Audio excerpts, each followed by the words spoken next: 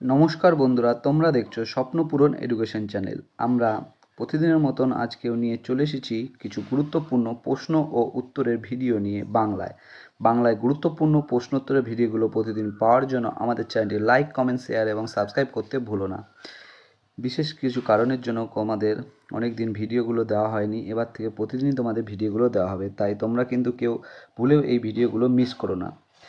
প্রতিদিনের গুরুত্বপূর্ণ প্রশ্ন উত্তরগুলো এখানে আলোচনা করা হবে, তাই বেশি দেরি না করে চলে আসি আজকের প্রথম প্রশ্ন, ডিএনএতে বর্তমানে কিসের দ্বারা বেস যুগ্মগুলি যুক্ত থাকে? তোমাদের সামনে চারটে অপশান রয়েছে। এখানে চারটে অপশানের মধ্যে সঠিক উত্তরটি হয়ে যাবে অপশান সি, হাইড্রোজেন বন্ধনী দ্বারা। ডিএনএতে বর্তমানে হাইড্রোজেন বন্ধনী দ্বারা বেস যুগ্মগুলি যুক্ত থাকে।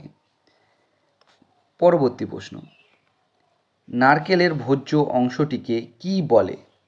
এখানে চারটে অপশানের মধ্যে সঠিক উত্তরটি হয়ে যাবে শস্য, অপশান এ শস্য। নারকেলের ভোজ্য অংশটিকে শস্য বলে। পরবর্তী প্রশ্ন, লবঙ্গ কি থেকে পাওয়া যায়? এখানে চারটে অপশানের মধ্যে সঠিক উত্তরটি হয়ে যাবে অপশান বি, ফুল থেকে। লবঙ্গ ফুল থেকে পাওয়া যায়। পরবর্তী প্রশ্ন, কাঁচ কি?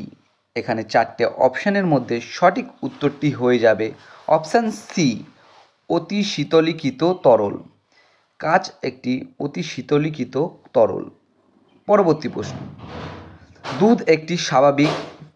এখানে চারটে অপশানের মধ্যে সঠিক উত্তরটি হয়ে যাবে অপশান বি, ইমালশন। দুধ একটি স্বাভাবিক ইমালশন। পরবর্তী প্রশ্ন, পেঁয়াজ আসলে কি? এখানে চারটে অপশানের মধ্যে সঠিক উত্তরটি হয়ে যাবে অপশান ডি, রূপান্তরিত কাণ্ড।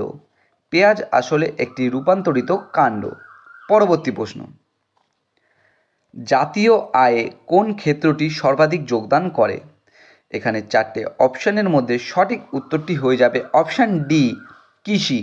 জাতীয় আয়ে কৃষি সর্বাধিক যোগদান করে, এবং কত % যোগদান করে সেটা কিন্তু তোমরা অবশ্যই কমেন্ট বক্সে কমেন্ট করে জানাবে। পরবর্তী প্রশ্ন, এক্সিম ব্যাংক কত সালে প্রতিষ্ঠিত হয়?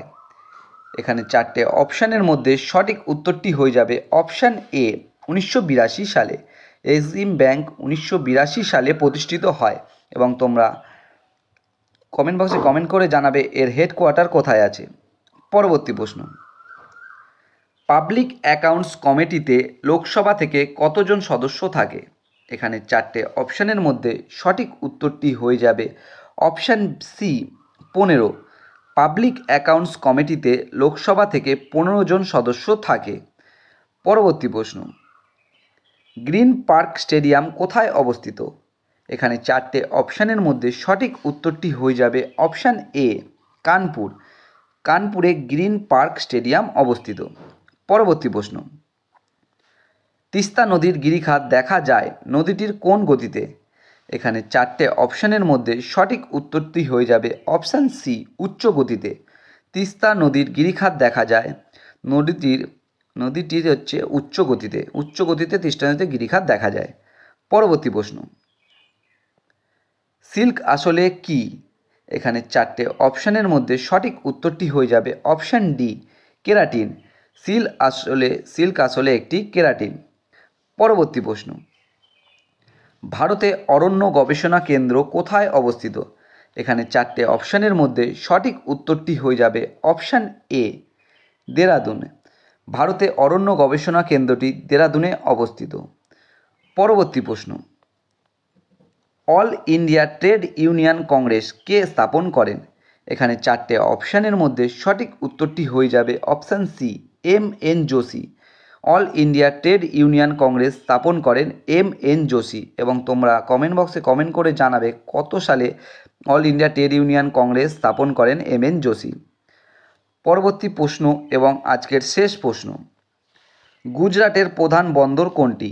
এখানে চারটে অপশানের মধ্যে সঠিক উত্তরটি হয়ে যাবে অপশান বি, কান্ডালা।